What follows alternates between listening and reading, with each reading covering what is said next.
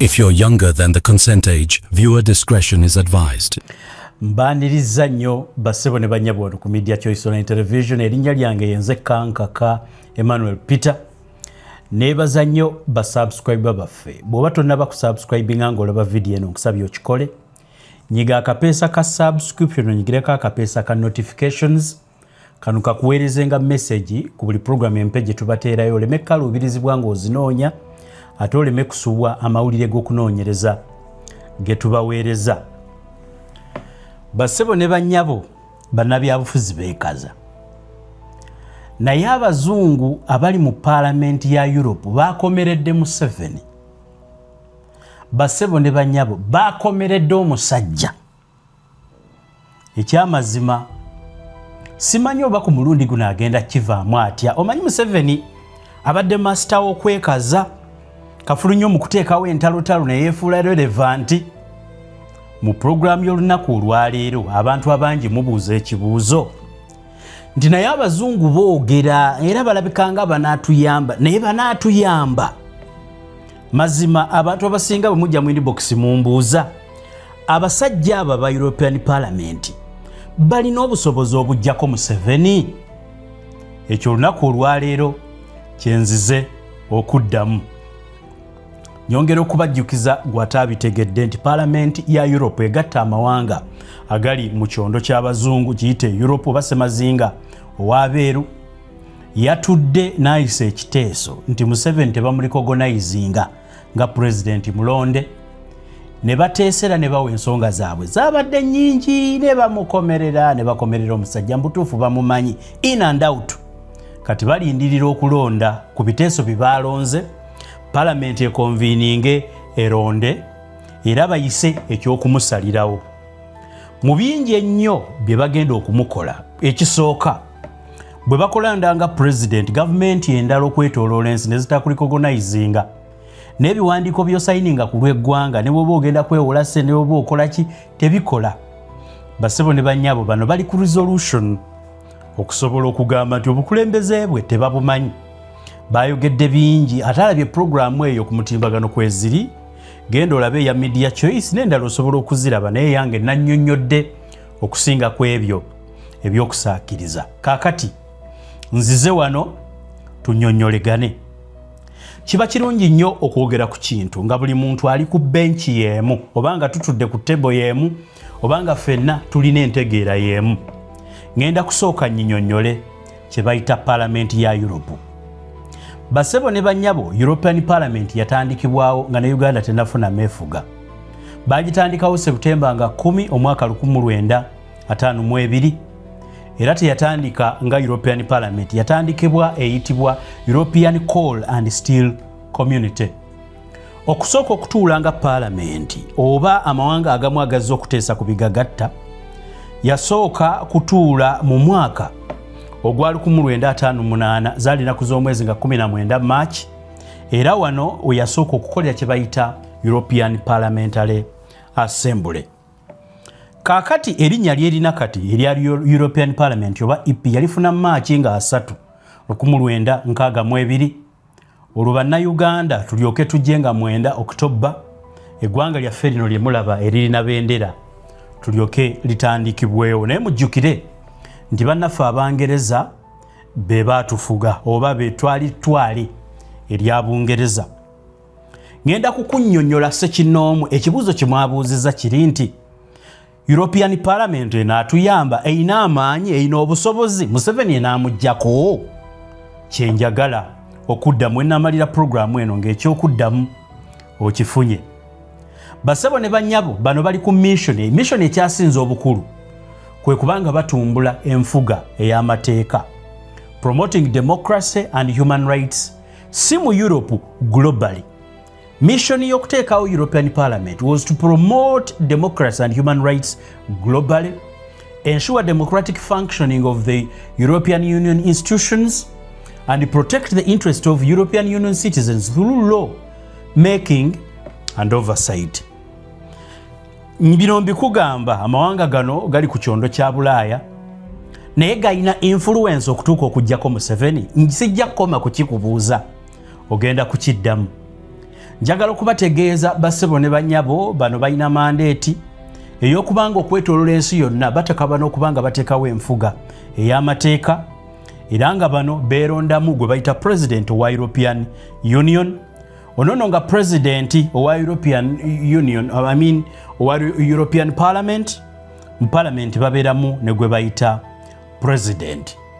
Njagala okubategeeza bassebo ne bannyabo nti Parliament eno gye twazzeemu ojja kwetaaga okusooka okugitegeera olyoke omanye kiki kyekola ng'ogyeko ekyokubaga amateeka bano njagala okubategeeza nti bateekawo bajeti z'okuyimirizaawo engeri ki bagenda okutuukirizaamu ebiruubirirwa byabwe ebyokulwanirira enfuga ya demokulasiya era nga European Parliament yegimu si European Union specifically ngenda concentrating ku European Parliament ya Bulaaya yemu ku Parliament ekyasinza okurekomininga ssente nakyemalira Yoweri Kaguta Museveni zakozesa okudduganya gavumenti ezo zakozesa okutugumbula abantu agenda eri n'abalimba eno najja n'akola birala era mu ssaawa eno ng'ogyeko ekya budget njagala okubategeeza bassebo ne bannyabo nti wetwogerera European Parliament erina projects ez'enjawulo zefandinga mu ggwanga Uganda era nga essente ezizifandinga okuzibeezaawo mu ggwanga yaffe ziva mu Parliament eno be bakola ebiteeso n'okuteekawo budget n'okukola ki n'okuziteekawo ndowooza okusobola okutegeera obutuufu bwakyo nga sinagenda na mu basajja ngenda bawa profile ya buli musajja abeeyimbye mu Museveni mugenda kukakasa bano bassebo ne bannyabo bemweyimbye bagambye tajja kufuga alimba tajja kufuga ng'eyo yonna sinagendayo kankubulye nti Parliament eno nkulu bannayuganda tugifunamu ki tugifiirwa ki era ekibuzo ekikulu kye njagala okwadressinga erina obusobozi obutuyamba ku Museveni n'emugjawo njagala okubategeeza bassebo ne bannyabo nti tekoma bukomi kugoberera nfuga y'amateeka wabula European Parliament yena ne ssente zeeteeka mu nfuga eza demokulasiya omanyi Oweekitiibwa Robert Kyagulanyi Ssentamu bwe yagendanga e Bulaaya kye yasinganga okusaba nti ensi za Bulaaya mulekerawo okuteeka ssente munnakyemalira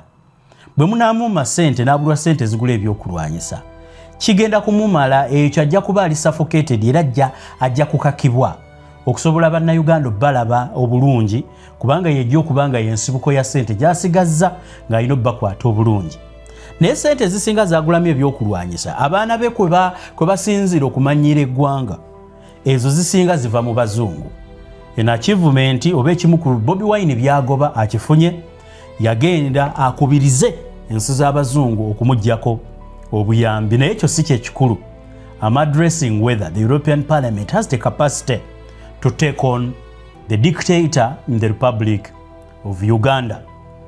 Njagala okubasomera project zisaawa eno European Union zerina mu Uganda. European Union mu Uganda inamu kye bayita European Union Fund. Bassebo ne bannyabo wano nyinawo kye bayita European Union Compendium Projects. Compendium Projects kiwandiiko bw'oba okyetaaga nsobola kikusindikira n'omanya projects mmeka eziri mu Uganda. Singa abasajja bano basalawo okujja ku Museveni obuyambi ezigenda okubeera affected kubanga ezo zonna zigenda kuba tezikyaliwo mu kulwanagana naye mu ngeri gy'awambamu abantu n'okutulugunyamu Robert Kyagulanyi Ssentamu bino byagenda okufiirwa. Ekiwandiiko ekiyitibwa European Union Compendium Projects kiriko page 58 mu kyo nga badetailinga kigambo ku kigambo biki bye bateekamu ssente osobole gwe okutegeera obukulu bwa European Parliament ngeno ye Parliament yeteeseza zino zonna projects okubaawo. Kakati mu Uganda mulimu projects 53 ezo zo nga zifandingibwa kye bayita European Development Fund oba giyite EDF era nga bano baziteekamu miliyoni za euro njogera ku euro ku luno soogera ku dola mukimanyi bulungi nnyo euro ezitowa n'okusinga dola bateekamu miliyoni za euro 667 mu projects eza 53 eziyitira mu kye bayita European Development Fund. Projects endala mwe bateeka ssente ziyitibwa civil society organizations and local authorities. Civil societies Museveni byasiibaasiba abantu abali mu civil societies ye buli lwe yeetaaze. European Parliament engeri one of its mission is to promote democratic governance eteeka ssente mu kye bayita civil society organizations. Era civil society organizations zeteekamu ssente mu Uganda inamu projects 19 nga zineteekamu euro obukadde 18 n'emitwalo 9. Njagala kubategeeza bassebo ne banyabo nti ina projects endala zino nga projects endala 5 sente ezizifundinga ziva mu kye bayita European Instrument for Democracy and Human Rights. European Instrument for Democracy and Human Rights inayo projects 5 era eziteekamu miliyoni za euro 2 n'emitwalo 35 egya euro soogera ku gya Uganda. Eina kye bayita Environmental Instrument. Environment Instrument mwesinziira okubanga eteeka ssente mu project 4 zino nga za kuuma butonde bwansi era mu project 4 ez'okuuma obutonde bw'ensi eyonooneramu obukadde bwa euro 17 n'emitwalo 8. Ezo zonna ziteesebwa nga ziva ku ssente eziyisibwa Palamenti ya Bulaaya oba European Parliament. Njagala okubategeeza bassebo ne banyawo mu Uganda mulimu kye bayita Food Instrument ebikwatagana ku by'emmere era nga European Parliament yesetinga omuwendo gwa ssente gwegiteekamu. Saawa eno mu Uganda ebikwatagana ku mmere European Parliament efundinga projects 6 zino ziteekamu miliyoni za euro 20 n'emitwalo 5. Njagala okubategeeza project endala eyitibwa Neighborhood Development and International Cooperation Instrument NDICI era eno ng'eryemu ng'egiteekamu emitwalo 4 egya euro. Sako European Civil Protection and Humanitarian Aid Operations giyite ECHO nga mu ECHO projects eyina 11 zino ziteekamu miliyoni 61 mu emitwalo 73 egya euro okubanga giddukanyizibwa mu Uganda. European Union Trust Fund oba giyite EUTF ezo eyinayo projects 16 ngera European Union Trust Fund egiteekamu miliyoni za euro 107 n'emitwalo 94. Omugatte European Parliament eyaprovinga projects 15 mu ggwanga Uganda era ziteekamu obukadde bwa euro 896 n'emitwalo 62. Njagala okutegeeza gwalaba programu yange nti abasajja abo bagenda okukola policies nga kyeboogerako bakimanyi. Ebitongole ebisinga abo gamba n'oguya birimu balabe ennyindo ensongovu omanyi nabo batuvuma nti tulina ennyimba embaabatavu kale bibeere bya nnyindo naye European Parliament projects zonna ezisinga abantu abakulubisiza ku Museveni n'ab'ekika kye n'ab'eggwanga lye n'abava ku district gyabwe basinga ozibeeramu. Kaakati Robert Kyagulanyi Ssentamu yabasaba nti akamanyiro n'ejjoogo bye bakozesa bannayuganda okubatulugunya n'okubattanga bwe baagala ekimu ku bibawaga nti balina emirimu emisava ne ssente bajjamu nnyingi n'obukumpanya balina bungi mulekeraawo okuzifandinga. Kaakati bw'oba weetaaga ekiwandiiko ekidetailinga projects ezo ziri luddawa baziteekamu batya ssente zitandika ddi zikola biki. Ekiwandiiko kiyitibwa European Union Compendium Projects kiriko page 58 osobola okgenda n'onoonyaamu biki bye basinga okukola mu ssente ezo. Njagala okubategeeza bassebo ne bannyabo nti abasajja bakubye Museveni naye ekibuuzo bannansi mwena kye mubuuza abo aboogera tebagenda koma bukomi kwogera Museveni anaagenda. Twali ku Kanoonye Kalonde Kakuume Linda Bakabale Kabanje bwe batakabalanga bw'okalonze Kabanje. Mu Kabanje temwalimu kugenda ku street mujja kufiira bwereereze mbagamba. Tulina kubeera ba mirembe okusobola okubiitinga system ey'omutemu. Omanyi mu Uganda bayisize etteeka nteri kwogera ku byabufuzi ku radio ba ku TV. Mumanyi kye beewala? Parliament zino zifuna obujulizi bungi ziwuliriza ne radio. Buli lwe mukubaganya ebirowoozo bateekawo omuntu specifically okuwuliriza naddala ku bimeeza abantu bagamba kibiki ebibaluma mwe bapiikinga topics ne bagenda ne banoonyereza baba n'obujulizi ku ground. Kakati nakyemalira ezimu ku counter strategies zaleese zimulemeze mu buyinza ayina ttiimu gy'ateekateeka okugenda omuwolereza nti abo be yakwata batemu batugumbuzi jjukira ye kyagishiiti ye kennyini yateekawo emisango kati yawandiika nti oyo namukwata akola bwekiti ne bye mutaakola mu ky'omuzungu bw'omuwa ekiwandiika abazungu baagala nnyo enfuga ya demokulasi ate abazungu balina endowooza nti buli muntu ali mu Afirika muntu mulamu kumbe bayaayi. Museveni baamutegedde abasajja baakubye Museveni mu Parliament bakubye omusajja ku luno nakyemalira yakiwuliddemu naye mu basinze okukuba omusajja ngenda kubabuulirako kansooke mbawe ku profayiro zaabwe. Omanyi European Parliament bwe kuteekako envumbo oba bwe kuggulako olutalo eba terugudde ku ggwe wekka. Museveni gy'abadde asinga okutunda ebyobugagga byammwe saako ne gy'asinga okufunamu n'abaana be gye bali n'abazzukulu na biki abo bakolerera bali nnyo mu mawanga ga Europe. Naye jjukira European Parliament amawanga ga Europe gonna galinamu abakiise. Kambayitiremu ku basinze omukuba. Lwaki? European Parliament bwe kutandikako olutalo n'ensi zonna eziri mu kitegeeza togenda kuddamu kukolagana nazo. Ne bwe kibeera mu buntu recommendation ziva mu European Parliament kubanga baliwo okulegislatinga okola amateeka bano gavumenti zaabwe zirina okufugiramu. Basebo ne banyaba ekibeezaawo abasajja abo n'owulira nti pawundi y'amaanyi yengeri ki gye beekuttemu bafaayo nnyo ku mawanga gaabwe. Akati mumpulirize kitegeeza nti amawanga gonna Austria, Germany ani Museveni tagenda kuddamu kukolagana nago. European Parliament kasita emala okuyisa resolution negiribeetingako negamba bwe kaba tumumaze byonna diiru zalina Germany, Austria, Netherlands luddawa bijja kuba biwedde. Waliwo abeeraliikira naga kati tebataddeeko envumbo nze bali yagenda Bungereza. Basebo ne banyabo visas zigabwa according to personal behavior. Katulowooza nti oba weeyisa by'abasajja babeera bamanyi. Emu ku counter strategies Museveni yataddewo is gagging the media ng'akozesa nyombi ttemu. Nalimayo omusajja oyo ategeera nnyo ebintu by'amawulire ebyo gandooza abitegeera kumbe waapi bonna bali bansimbi. Ali awo mulyake agejjedde kalima akakuume muzeeyi yalibeerawo sadda akakola ki gwamanyi naye ffe ekiseera bwe kiba kituuse tewaliwo bungi bwakutiisatiisa bw'oyinza kukozesa kumalako bannayuganda mirembe. Kantandika omu ku omu jagala mbalaga omusajja oyo erinnya lye ye Antonio Lopez It's Rees White. Omusajja oyo yazaalibwa 1997 si 97 April nga 1997. Ono nno omusajja mu Sipaana yazaalibwa Spain era nga saawa eno oyo gwe mulaba ayogera saawa eno akola mu European Parliament yagirimu okuva 2004 okuva mwaka gwa 2004 azze representing abantu is a veteran aluddemu nnyo. Kati bwolaba ayina comment z'akoze manya azitegeeza.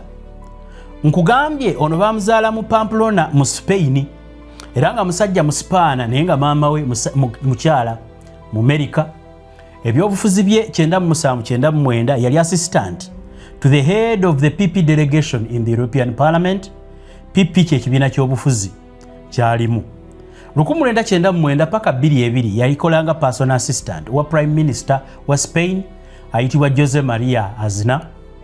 Kakati basebo ne banyabo ogugwali mwaka gwa 1999 2002 personal assistant amanyi nnyo ebyobufuzi Prime Minister yaba kulembera Spain kuba waliyo bwakabaka 2002 paka kati 2002 Executive Secretary of the Centrist Democrat International ye Executive Secretary ow'ekibiina ekyo eky'ebyobufuzi.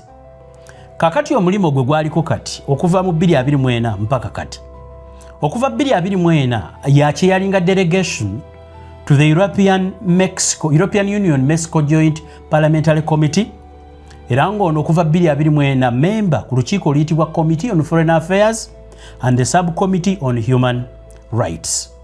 Basebo ne banyabo ayina diplomatic delegations oba ayina diplomatic kitegeeza enkwatagana ey'ekikungu ono nga member of the delegations of the relations with Israel and the Arab Peninsula ate nga ne ku ddembe ly'abaana akolanga vice chair of the intergroup on children's rights. Njagala okutegeeza basebo ne banyabo nti ono ayina n'awaadi mu European Parliament as a member of the European Parliament omwaka 2013 yafuna awaadi y'okuba omukiise asinze ngera eno yali ya Spanish Parliamentary Journalists Association bamuwa okuba member wa Parliament eyasinga. Ono omusajja nga secretary yali treasurer owa Wilfred Martinez Center for European Studies and the Vice President of the Anna Foundation eyambako abantu abavubuka. Ngate mu international orders ono yaweebwa, he was awarded the Order of the Star of Jordan mu 2000 and the Order of Bernardo of Higgins Chile, and is the commander of the Order of the Star in Italy. Ebintu ebyo mbibagamba nkulage nti omusajja ayogedde bw'atyo ku Museveni alina influence. Basebo ne banyabo muyivu, ebyobufuzi abimanyi, obuweereza abukoze, European Parliament asalawo, n'olwekyo n'enkiiko zaatuulako mu lipoota gye yakoze ku Museveni nyina okutegeeza nti musajja muzibuzibu era Museveni akake kaweddemu. Njagala mbatwale ku seneta omulala. Omusajja oyo gumulaba ye Senator Heinz Heidi. Heinz Heidi yazaalibwa 1966 Oktoba 17. Ono musajja mu Austria. Kakati Austrian politician ono member wa European Parliament era nga akiikirira ekibiina ekiyitibwa Social Democratic Party of Austria oba kiyite SPO, Social Democratic Party of Austria, ne o eri ya Austria. Kakati ono abadde mu office ya European Parliament kuva 2019 era nga ali omu ku kiwayi oba part of the group of the Progressive Alliance of Socialists and Democrats oba giyite SD mu Parliament ya Europe. Kakati mbagambye ono musajja mu Austria era yazaalibwa eyo mu Bad Isch, bayitayo Bad Isch mu ggwanga lya Austria, era nga omusajja ono professionally musajja munnamawulire. Journalism and PR bakiyita public relations. Public relations kwe kuwumba-wumba oba okumanaginga ekifaananyi kyekyo kyonna ky'oba osindikiddwa okumanaginga ng'ofuba okulaba ng'ekifaananyi kyekyo kye bakusindiseeko tekifa. Gamba ng'abantu abataagala kulinnyirira amannya gaabwe bahayalinga bye bayita PR. Wano ku Media Choice tukola PR services naye tuzikolera mu company eyitibwa East Prime Film Production Company. Weewaawo ekola PR. Osobola okugamba nti owa erinnya lyange lifa mumpolereze, PR oyo tumukola. Ne wano mu mawulire situkolerawo PR, ekyo olina okukimanya. Kakati basebo ne banyabo European Parliament abaddemu 2024 era nga member asinga nnyo kusa essira ku byenjigiriza, ku bya culture oba biyite ebyobuwangwa, saako ebyenkulaakulana by'ekitundu. Saawa eno ali assigned to the 10th parliamentary term. Kakati ono member owa Committee on Culture and Education ate era ngono ali ku committee as a substitute on Regional Development and the Committee on Civil Liberties, Justice and Home Affairs. Internationally oba okwetoloola ensi ono yaliko member for relations with the Pan-African Parliament era member of the delegation of the OACPS European Union Joint Parliamentary Assembly, saako vice chair owa Transatlantic Friends of Israel as of 2024. Ebifo ebyo abikolako. Njagala okubategeeza basebo ne banyabo nti ono ayagala nnyo okustrengthening oba okunyweza ensonga z'abavubuka, programu zonna ez'abavubuka mu European Parliament. Omusajja ono aziwomamu nnyo omutwe. Okubajjukizaako Parliament ya eggwanga lyaffe Uganda, ebitundu 75 eby'abantu abalimu bali wansi w'emyaka 35. Kino kitegeeza buli byonna ebikolebwa ku bantu ab'emyaka egyo. Museveni ne bw'agamba abo balalu, abo tebawulira. Ono omusajja abakozeemu n'abalalu. Mujjukire abalalu abaana sitegeeza mad, tegeeza abaana abali stubborn. Mujjukire nti ensi z'abazungu zo ne culture y'okubeera nga bakuza abaana omutigi nnyingi. Kakati bwakugamba nti abimanyi, aba abimanyi. Njagala nkutwale ku seneta ayitibwa Maurice Kona. Maurice Kona ye seneta oyo eyakameridde Museveni. Mbayitiramu mu profile mutegeere abasajja abasitudde Museveni eno muwulire banaamusobola. Kimbuyege bano bampale nkoke niera mutunzi be bali abeewaffe bali eyazze yakamala senior 6 nadduka bwamala najja talina yadde edduuka talina na mmotoka yagyewoza okujja okulayira olumukwasa ebisatu ng'atema banka zitomeza abo anti zibeerawo nkuwole n'afuuka nkuwole agenda okuva mu parliament nga bamuwola n'agezaako okusimba emmwanyi taliiyo abantu akalulu yabbakabbe bazikuula kakati ogenda okuwulira ng'ebintu tebikoze bano basajja bali gumite kyova olaba nti abantu nga Muhoozi beeraliikirivu omulaba ng'atwitinga naye atudde ku maggwa ekijjira kitaawe jjukira ekijjira kitaawe naye kimutwala mujjukira nti newankubadde mutabani wa Gaddafi dictator w'e Libya yali yasigalawo ekiseera kyatuuse mission ye ne bagimaliriza yagezaako okudduka ne yeekweka mu makomera n'akola biki ne bamutwala eno naye era abakuyigga bamala ne bakufuna kyeŋŋamba nti okutta abantu si kirungi kola birungi ng'okyaliwo kyovola namulabye eddaabuludde ku bibi byakoze abantu yataddewo essente bw'ayagala zankulaakulana ne boona eddaabulosa abantu ekyo nkirinako puroguramu namba Senator Motiz Kona ono yazaalibwa August 3, 1990 era musajja mu Germany okuva 2019 ali mu European Parliament abaddemu memba ng'era representinga kye bayita Free Democratic Party oba FDP era nga member of the Liberal Renew Europe Group.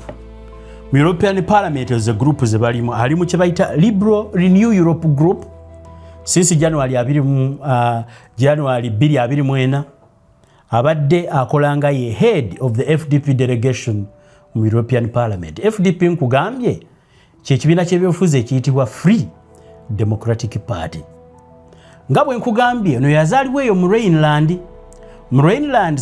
mu kifo ekiyitibwa Wiesbaden naye nankulira e Langfield basebo ne banyabo political career ye saawa eno yakulira oba yalina leadership eya FDP era nga yajoyininga mu 2008 n'ayitira mu kiwayi ky'abavubuka ono nga yakolanga chairman owa Young Liberals oba ssentebe owa bayita ba Young Liberals mu Germany be bayita Bayolis mu Northern Rhine-Westphalia ate era okuva 2013 paka 2018 ye current Secretary General of the FDP NRW. Kakati State Parliament okuva 2017 paka 2019 yali member of the Landtag of North Rhine-Westphalia ate ono ye yali youngest member. Ebyobufuzi yabitandika muto nga bwolaba yawangula Sempijja mwana mulenzi oli yawangula bamulanga Kisempijja papa lambo yabba curtain bw'omwana yabba curtain ibadda abantu banaegala nebaso oba teminaamu kafansonyi muno bwayingira parliament kale bw'aba yakubba tomuswaza kanzikirize nti kale yabba curtain tomuswaza genda oyogere naye omugambe nkulinako obujulizi obumala sasula mumale kulemagano lyokegende mu kooti naye ebisajja byagala biku blackmailing ate ebintu ebyo nabiwulirako mbu yali wakubikola omanyi ndudde nnyo mukuliza ensonga z'ebyobufuzi nabiwulirako njagala okubategeeza basebo ne banyabo omukulembeze gw'endiko ono Motiz Kona ye member of the Committee of Civil Liberties, Justice and Home Affairs era ng'ono substitute member on Committee of Budgets. Basebo ne banyabo mu delegation zaaliko is a member of the delegation for relations with Israel and substitute for relations with India and South Asian countries. Njagala okubategeeza nti akkiririza nnyo mu rule of law saako digital rights and privacy saako okustrengtheninga budgetary policies ate era nga FDP's spokesperson on budgets advocatinga nnyo kye bayita generational affair. Generational affair kitegeeza newankubadde muli bakadde n'abato mubaleke bakwatemu oyo akikiikirira nnyo kyekimu ng'ekiri mu ggwanga Uganda. Abasajja abakadde balina bye banyooma abantu abakavuka nga balowooza oba b'ensi bagirabye nnyo kyokka bagirabidde mu kuwonoona. Singa ensi badde bagikulaakulanyiza twaligambye bategera nnyo ebyenkulaakulana naye bwonoonye katulowooza ne twebuuza ne kye bategera kitusobedde. Njagala okubatwala ku member of the European Parliament ono ayitibwa Thomas ono musajja yazaalibwa 1988 ansingako emyezi mitono nnyo nange nazaalibwa 1988 yazaalibwa Oktoba nga 15 nze ndi wa December nga 23 ono musajja mu Germany mu Poland Germany Polish politician. Ono bamulonda nga member wa European Parliament era nga akiikirira kye bayita Alternative for Germany oba gye bayita AFD mu 2024 mu European elections ezaaliyo. Kakati njagala bategeeza ono w'amaanyi nnyo mu kye bayita Europe of Sovereign Nations kiyite ESN Group mu European Parliament era ng'omusajja ono baamuzaalira Hamburg e Germany. Kakati political career yagitandikira mu gye bayita Young Liberals nga tannaba kujoyininga gye mbagambye AFD mu 2016 era yaliko office manager for Joe Mothen, press spokesperson for the AFD delegation in the European Parliament, ate era serving as vice chairman of the Young Alternative oba giyite JA oba Young Alternative kyatwa Young Alternative ate era okuva lwe bamulonda mu Parliament ya 2024 ya European Parliament yabadde first deputy leader of the AFD delegation eno ng'atuula ku bukiiko obw'enjawulo delegations z'enjawulo nga mwotadde akakiiko ak'okulwanira eddembe ly'obuntu bagiyita subcommittee on human rights. Basebo ne banyabu n'omusajja oyo bw'atyo bw'ali. Nzijukira nga mbagambye nti mbayitiramu ku profile z'abantu bano mutegeere bantu ki abayimbye mu Museveni banaamusobola banaamalako ebyo byonna ngenda kubibabuulira. Omusajja oyo gwe mulaba erinnya lye ye Oliver Schenk. Oliver Schenk yazaalibwa ennaku z'omwezi nga August 14 1968 era omusajja ono mu Germany nga yakiikirira Christian Democratic Union bagiyite CDU era ng'ono abadde serving member of the European Parliament okuva July era ng'atuula mu section eya Group of the European People's Party oba giyite EPP. Omusajja ono nga bwe nkugambye musajja mu Germany yasoma byanfuna oba muyite byonfuna by'ebyobufuzi political economist. Kati bwe tujjanga mu kalulu ka Uganda oyo omusajja amanyi obuzibu bw'abantu abateeka ssente mu kugulirira abalonzi. Political economist ebyo byonna aba yabiyitamu n'amanya ssente zitambula zitya mu bululu bazijjamu batya bizibu ki bye zireeta naddala ku nfuga eya demokrasiya. Kakati bw'ogenda ku political career ye oba giyite obukulembeze administrative career mu bukulembeze ono yakolerako state chancellor kakati nga tannaba kujja mu European Parliament state chancellor of Saxony ya servinga nga head of state of the chancellor and state minister of federal affairs and the media ogwo mwaka 2017 mpaka 2024 era nga yalikolera under minister president Michael Kretschmer. Ono nno mu byobulamu oba mu government ya waliyo kye bayita Federal Ministry of Health. Ono yaservinga nga Director General of Fundamental Issues on Health Policy and Telematics, that is omwaka 2014 mpaka 2017. Kakati mu kibiina kye kyembagambye kiyitibwa CDU. Mu CDU akolayo nga Division Head of the CDU Federal Headquarters yakolayo mu 2010 mpaka 2014. Kakati ate n'abeerako n'emirimu emirala gy'akoze egy'obuweereza naddala mu Saxon Ministries including okubeera Minister of Interior and Minister of Finance ebyo nga yabikolera ddala mu mwaka gwa 1994. Kati wano mu European Parliament mu taamu ey'ekkumi ono omusajja basebo ne bannyabo is a member on the Committee on Environment, Climate and Food Safety and the Subcommittee on Public Health. Basomedde projects European Union, European Parliament zeeteesaako nga mulimu n'okuteeka ssente mu by'obutonde bw'ensi. Ono akakiiko akatuulako bwakugamba tetujja zibawa 7 yeekaabire. Tekikoma bukomi kuzibawa bagambye tebagenda recognizinga government ye. Government etali recognized ngenda kubuulira, does the European Parliament has the capacity to call off a certain eyina obusobozi obulumba ne begaba majje okujjako Museveni? Omanyi wano ku muguno omukutu gwe bayita media choice wosobola okufuna facts. Basebo ne banyabunza ali wano ndi muwagizi wa nkyukakyuka naye ndi musajja munnamawulire ga kunoonyereza. Saagala nnyo bantu bakyamuukiriza kuba oba oyo na struggle yaffe. Njagala abantu bamanye ekituufu bamanye ne wabagenda okuyambirwa.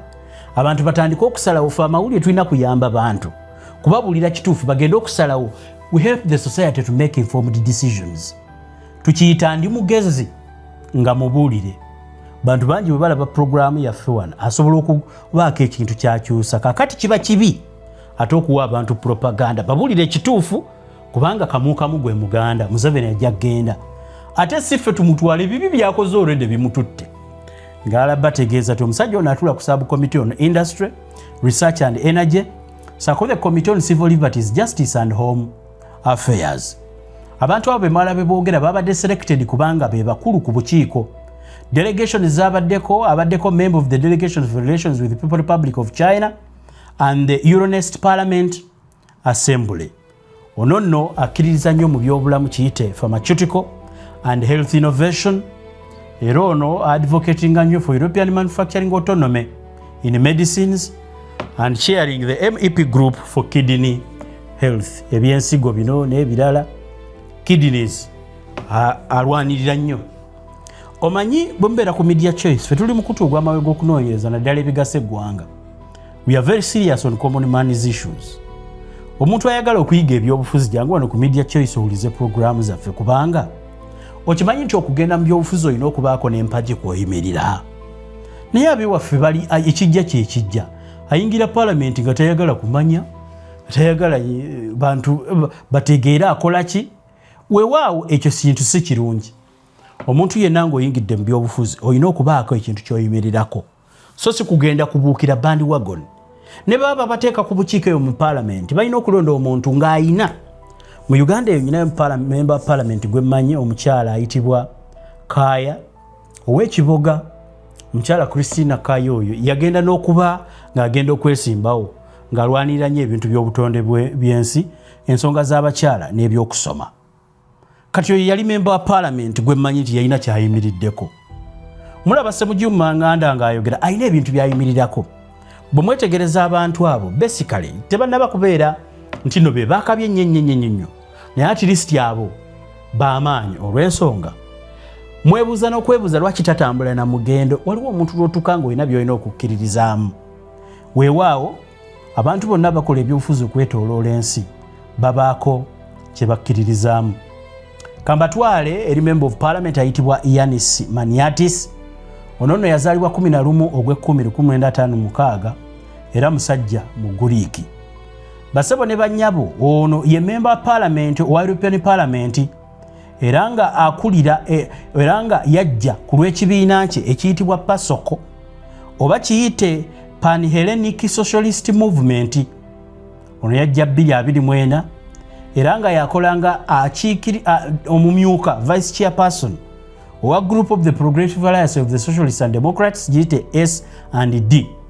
mu palamenti aliyo nga yakikiridde ekibiina kye eky'ebyobufuzi weewaawo ng'era neeno ye vice chair owa group on Progressive Alliance of Socialists and Democrats kakati political career ye nga bwe mbagambye musajja mu Guriiki yaservingako Greek government as the Minister of Environment, Energy and Climate Change okuva 2013 mpaka 2015 era nga yali member wa Parliament of the Hellenic Parliament ata agolida from 2004 mpaka 2019 era he served as the secretary at the Ministry of Transport and Communications basebo ne bannyabo saawa eno emirimu gye mu European Parliament giriki European Parliament is a member of the Committee on Industry, Research and Energy. Atera alitula kakiiko ke bayita Special Committee on Housing Crisis. Eno nga substitute member of the Committee of Foreign Affairs and the Committee of Transport and Tourism and the Subcommittee on Security and Defense. Atera ngono ali ku delegation of relations with Japan and Africa. Ono natukwatirako ddala. Musajja muwandiisi wa bitabo awandiisa ebitabo bingi ku butonde bw'ensi nga bino bisinga nnyo okuteekesera ku butonde bw'ensi ng'ekimu kyennyinza obbajjirayo kiyitibwa Because There Is No Planet B bw'atyo yawandiika ekitabo mu 2024 nga kigamba Because There Is No Planet B ekyamazima tewaliyo planet endala kwe tusobola kubeera ategeeza nti weewaawo okiwulira kiri direct mu kuuma obutonde bw'ensi kubanga temulina bwakudda wano ensi yeeyammwe era nga weewamu yawandiika n'ebirala ekimu bakiyita Green Development, The Answer to Climatic Crisis yakiwandiika 2020 yawanika n'ekitabo ekirala kiyitibwa Energy and Natural Resources, The National Pillars for Development, kino kiwandiika 2012. Njagala okubategeeza bassebo ne bannyabo nti kambatwale ku mukyala kamisona ayitibwa Martha Koss. Mukyala Martha ono bamuzaala Juni 28, 1965. Ono omukyala mu Slovenia. Kakati omukyala ono mu Slovenia akolanga Commissioner for Enlargement of the European Parliament, of the European Commissioner for Enlargement, okuva nga lumu December 2024. Kakati ono yajja nga representative of the former Yugoslav country, era ng'ono ekifo kyalina kinene mukko kubanga ono commissioner ku parliament. Ekifo kyalina kati kimuyamba ki? Muno mwe mugenda okujja okutegeera ffe kyetuyamba ki. Omukyalo ono okubeera commissioner for enlargement in second to von der Leyen commission, kakati ono bino bye bikulu byakolanga commissioner. Accession negotiations. Basebo ne banyabo omukyalo ono amawanga kati nga Ukraine bwe bali mu kulwana ono bwe batula mu nteeseganya. Era ono yali mu nteeseganya za Ukraine ne Moldova n'ezo ensi eziri mu kye bayita Western Balkans. Kati bano be bakazi be mulaba mu firimu nti waliwo ekiriwo ennyonyi n'ejjanga emutwala kyetaagisa ye ng'emukima ku madaala ge wali. Si mukazi wa mazanyo n'akamu. Rolo ey'okubiri gy'akola mu European Parliament nga commissioner eri kind of related to strategic relations. Ono ya managing relations n'eggwanga lya Turkey, including efforts to modernize the EU-Turkey Customs Union. Basebo ne banyabo European Union sako customs za Turkey, ono yafuba okulaba ng'azitereeza okuzituusa ku mulembe. Kakati wano waliwo ennyanja gye bayita Black Sea, be bateesa okulaba nga mbutuufu etuuka ku mulembe esobola obbaganyula bonna, era nga yatuula yaleeta oba be bateekawo kye bayita the Black Sea Strategy. Ono nno mu byenkyukakyuka ate era omulimu gwe gumukowoolako okukola enkyukakyuka kye bayita reform oversight, okukakasa nti ensi zonna eziri mu European Union zigoberera enfuga ey'amateeka and the fundamental European values before membership. Okwegatta ku European Union, jukira European Union yeyo gye mulaba, bw'ogyegattako olina ebintu bingi by'ofuna ng'eggwanga. Access to katale, kubanga European Union erimu abantu milioni nga 4, ziti milioni nga 4.7 around there. Ate jukira be balina ssente emu ku ssente ku nsi kuno ezimu kuzikyasinza okubeera ez'omuwendo, value ya kika kya waggulu. Kakati okuwegatta ku European Union alina okwetegereza. So bw'oba osaba okugenda mu European Union ono omukazi wa mugaso nnyo, commissioner era ebyo abitunulamu mu mirimu gye emirala gye bayita professional career, naddala mu diplomacy emirimu gy'ekikungu. He served as the Slovenian ambassador to Germany 2013-2017. Era ono nga baamuneeminga okubayo mukazi mukozi, baamuneeminga okubeera ambassador of the year mu 2016. Era yasavinga nga ambassador to Switzerland and Liechtenstein mu 2017 mpaka 2020. Mukazi munnamawulire nateera. Ono nno yatandikanga munnamawulire owa RTV, eno nno nga aripotingira Slovenia naye nga aripotingira for Dutch Welle oba giyite DW mu 1993.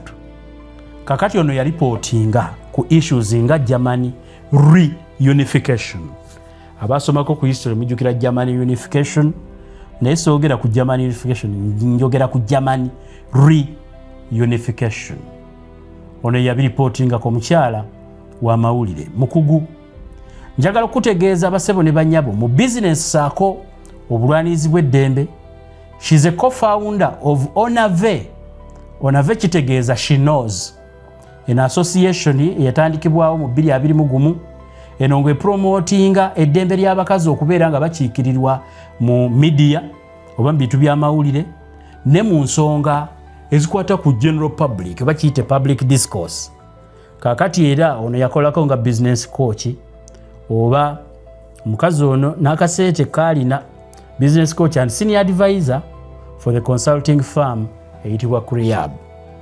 Kakati si mutono bassebo ne bannyabo ono ebyobufuzi bye kati mu 2022 yali mu freedom movement oba giyita Gibaje Sivoda Gibanje si Gibaje Gibanje Sivoboda Givanje Sivoboda oba gye bayita freedom movement era ono nga yali vice president of the party mu 2022 presidential candidacy basebo ne bannyabo ono omukazi yesimba okone kuba president wa Slovenia mu 2022 naye oluvanyuma yavaamu mu race yakita weewaawo okwesimba w'e Bulaaya kuba president kinenemu sibe bano abaali bambadde lugabire nakatosi kusanga ewaka mbu naye yali akimye empapula ana Uganda tumanyiddwa n'olaba omusajja n'akasenya kaakutukamu obuntu obumu naye n'agenda mbu iyana ebifuzi bya Uganda Museveni ayifudde ate nekyewuunyisa abenaare mubekwasa Kyagulanyi yakajja system yonna volongote eryawo tetegerekeka okwesimba w'e Bulaaya ku kifo kyowa president newankubadde omukyalo ono yavaamu kintu kinenemu era ng'ono she resigned from the European movement 2023 kakati saawa eno identifying nga independent yali mu kibiina ekiyitibwa freedom movement ne 2023 n'akivaamu saawa eno akolanga independent. Njagala nkome ku abo for today nsobole okugenda okubaako byemba nnyonnyola ebikwatagana ku European Parliament. Mbategeeza basebo ne bannyabo mwenna nga bwe nabagambye nga ntandika nti mandate ya European Parliament is democratic oversight saako policy development. Amaanyi gaayo gatandikirawa era gakomawa. Njagala okubategeeza nti nno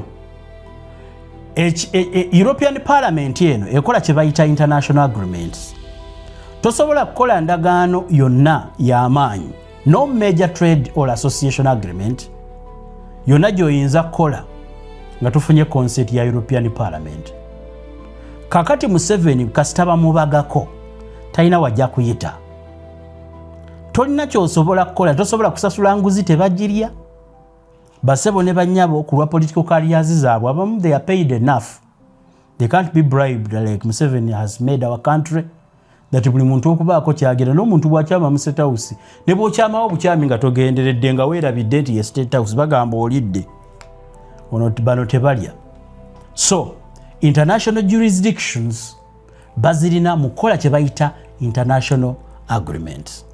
Toyina ndagaano gyegenda kukola n'amawanga gali ku Bulaaya nga teyise mu bo. So kitegeeza tojja kusobola. European Parliament erina kye bayita budgetary power. Amaanyi ag'okubanga bateeka ensimbi n'okusalawo nsimbi mmeka zigenda mu ki era nga bano be basalawo ne NDICI Global Europe Fund sente ze bateekamu obuwumbi n'obuwumbi bwa euro. Njagala okubategeeza basebo ne bannyabo nga bwe nabasomedde wali bye bateeka mu European Parliament eno yerina kye bayita budgetary power. Kakati eno erina kye bayita legislative extraterritorial impact. Extraterritorial impact European Parliament mateeka kakati gano nga gagwa mu kye bayita European Green Deal nga gano ga imposing standards on imports directly that affect African businesses. Kakati amata ga Museveni era yiye walala kubanga byakoze ensi eno mu regulative kye bayita extraterritorial impact bakola amateeka nga gasobola oku affecting ebintu ebiyingira bwe babigaana biba tebiyingidde. Kambabuulire ku strategies ze bakozesa kasaba kufunako olutalo. Ekisooka balina amateeka agakwatagana ku ddembe ly'obuntu ziyite human rights clauses. Nga bwe nabagambye nga ntandika nti European Parliament erina democracy one of its mission is to make sure that globally countries govern themselves democratically. Kati erina ze bayita democracy clauses.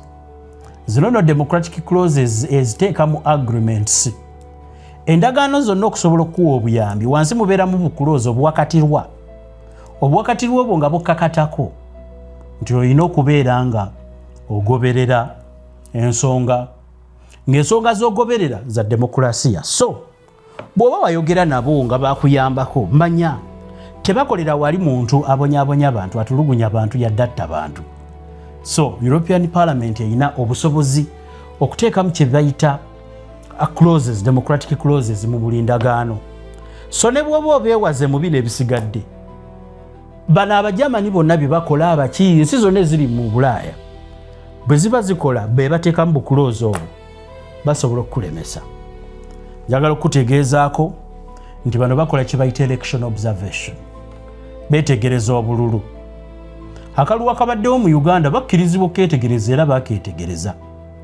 Mu election observation bano be basindika delegations ezaabwe eza European Parliament okusobola okumonitoringa obululu obugenda mu maaso mu Africa, ate era bagaba kye bayita impartial assessment of democratic integrity. Kiki empita impartial assessment of democratic integrity? Bwatamanyire waffe lwe Masaka nkugamba tebaba nakyekubira nga balaba oba kituufu wagezezzaako okuuma enfuga ey'amateeka. Bo babeerawo nga bakaalabaalaba abatalina ludda. Recommendations bakola baba zeekakasa. Kakati baba batudde ne bakugamba byali bya kisiru. It was a military operation. Basebo ne banyabo balina parameters zonna kwe basinziira okusobola okola oba okutuuka ku conclusion bwetyo.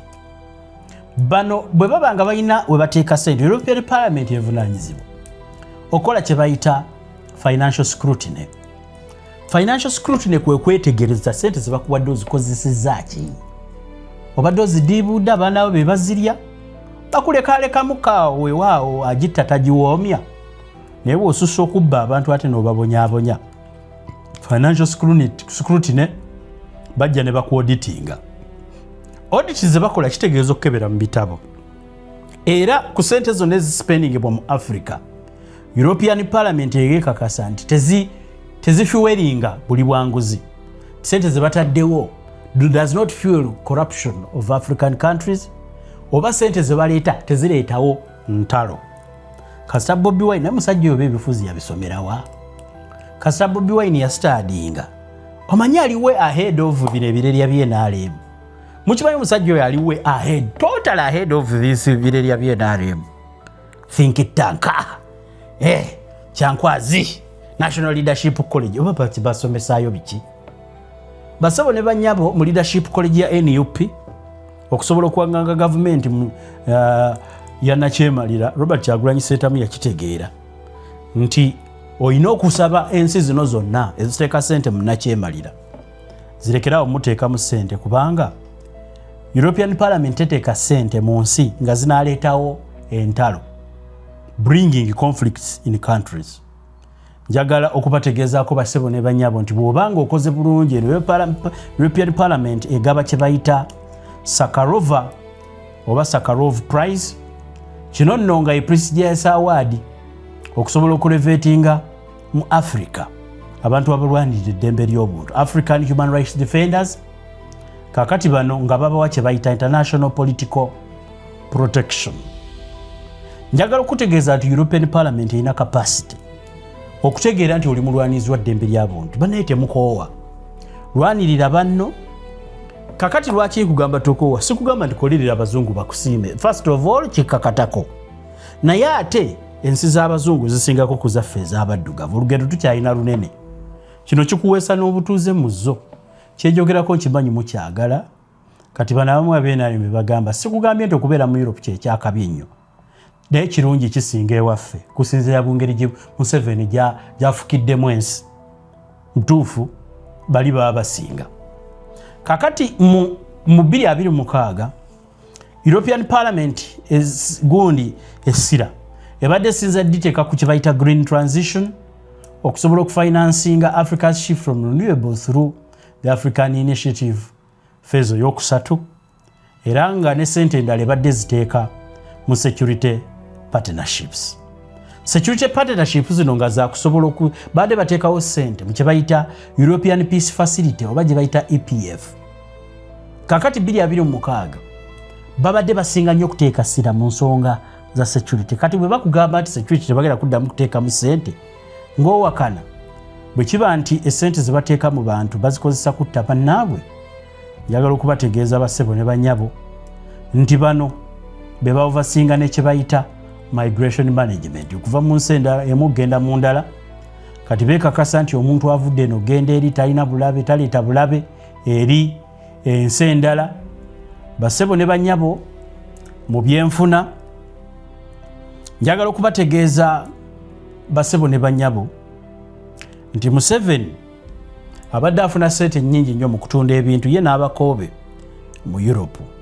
Mubamanyi bulungi nnyo balinayo obuduuka bw'okunywa bukyayi tebatwalayo na bintu bitegereka. Uganda tulina ebintu ebirungi naye bagenda batwala mbu mata ga buwunga. Ne weebuuza sigamba nti amata g'obuwunga mabyo gatunda naye ngamba ku bintu byonna birungi bye tulina era mulaba kalona shabwe bagiyita shabwe muzigo bibatwala bibategeera. Naye abantu balina ebintu mu Uganda balina ebintu naye emitima gy'abo abasajja mibi. Bw'oba toli waabwe ebyabyo bapromotinga babi. Bassebo ne bannyabo njagala okubabuulira economic benefits and relations of the European Parliament with Uganda.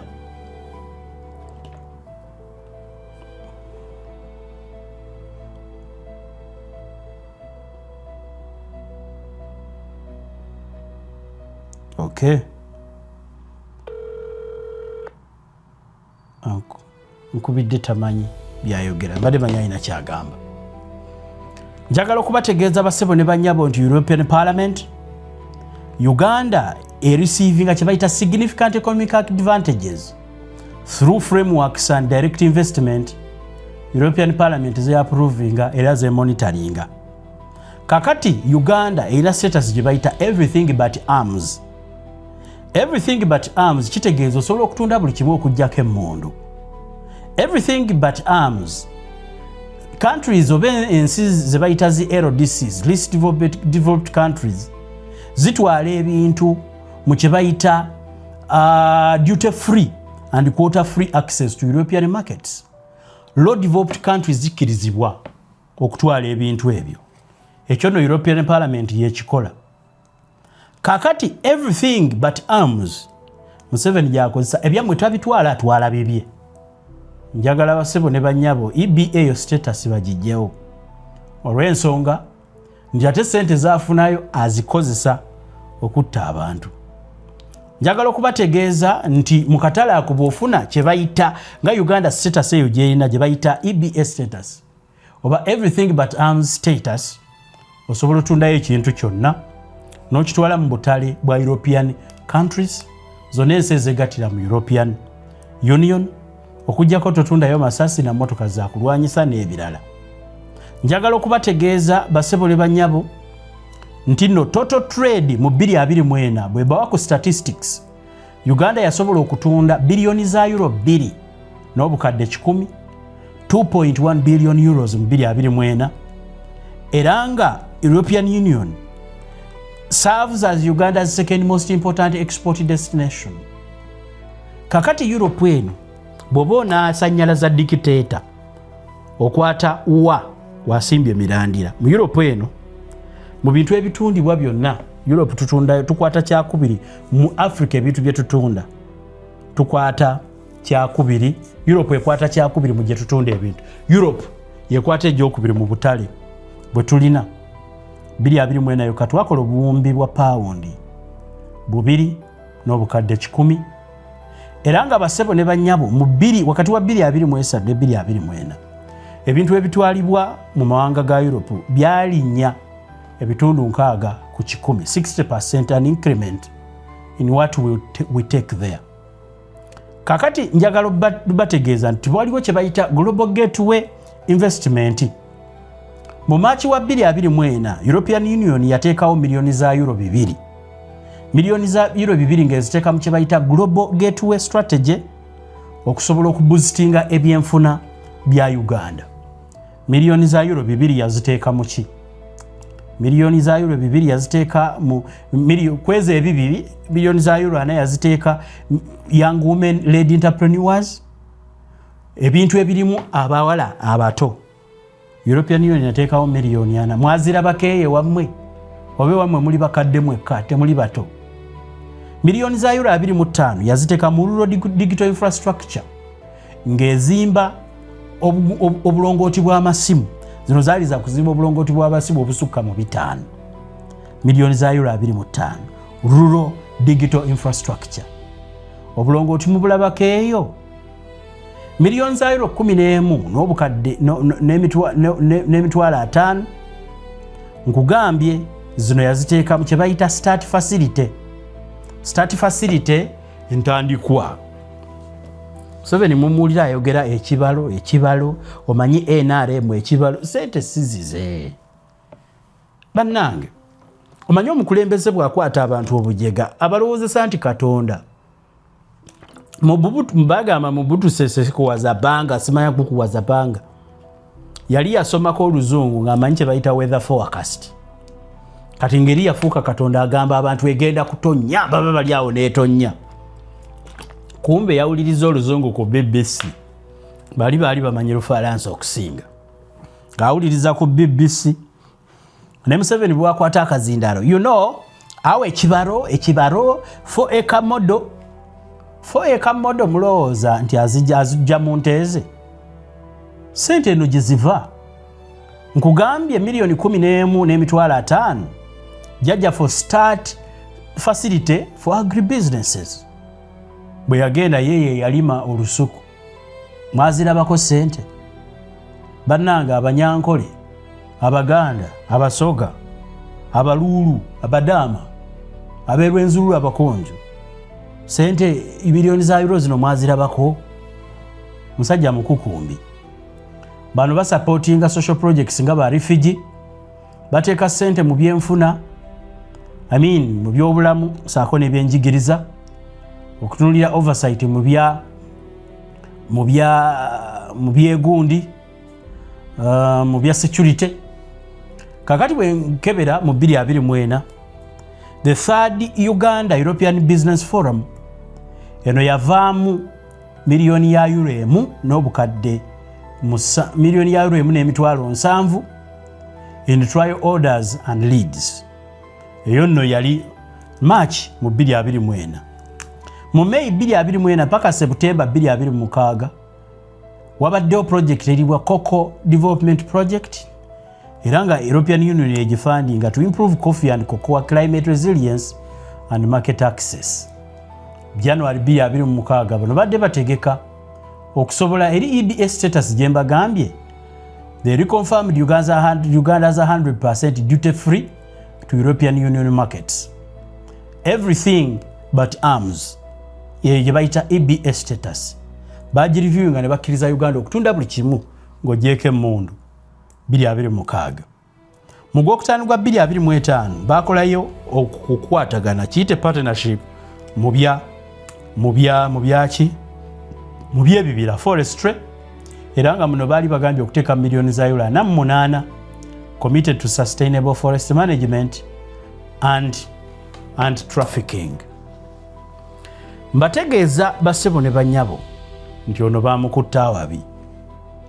Tajebaka abanupu nza kubamarawo. Nupu eza kumarawo NRM. Nupu si yakumarawo.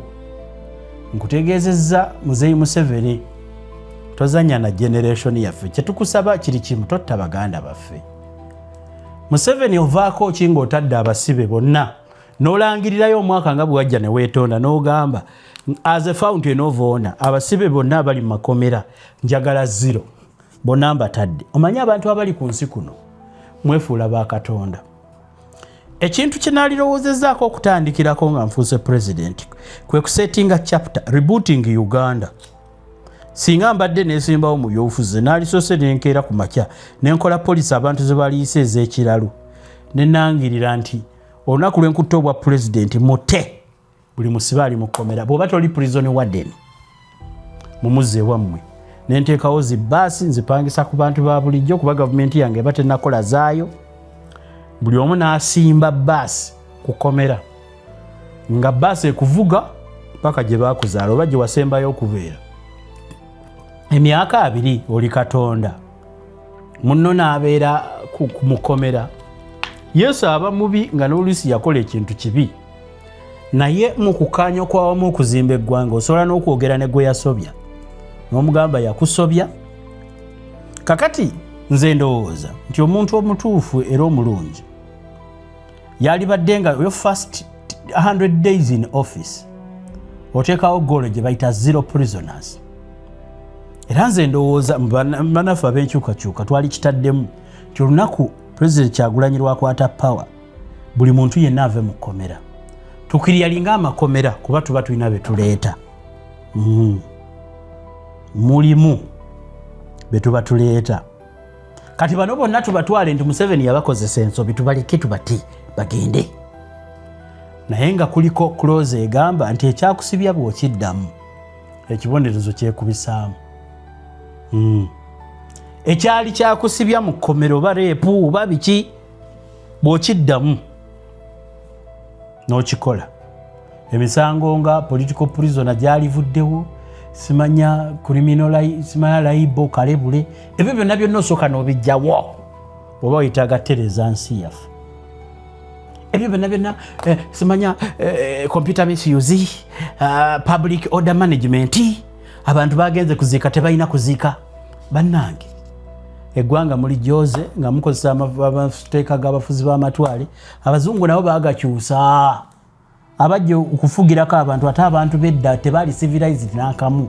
Abantu bedda amateeka gamu gaali geetaagisa ebiseera ebyo kubanga abamu tebaali civilized so balina okubaako amateeka amakakali. Waliwo abantu nga nakati okumutundula envunza ogobagana naye ebintu ebimu tebyetaagisa mu modern society byetaaga kwogerako ne bivaamu. Bampita Kankaka Emmanuel Peter mu Uganda eriyo omuzimbi gw'osobola okwesiga musajja yinginiya azimba ebizimbe business complexes gwalina ekinene ne bwoba ozimba nnyumba y'amaka ne baba bagikuzimbira bubi agiddamu naye oba tonazimba nga wetaaga quotation abikola. Bamuyita yinginiya nkooyo oyo Elisa Kiwana. Ku kyonna kyoyagala okuzimba ne oba oyagala kuba plan oba oyagala kubalirira gwe nkubira essimu nkuwa ennamba ye nja gikuwa ajja kuyamba. Kakati ekooce eri y'abakazi bamanyi okujjanjabya eddagala ly'ekinnansi ku nsonga z'omwoyo n'omubiri bali ku 0750 2 6 00. Abakooki bakubireko tojja kwejjusa.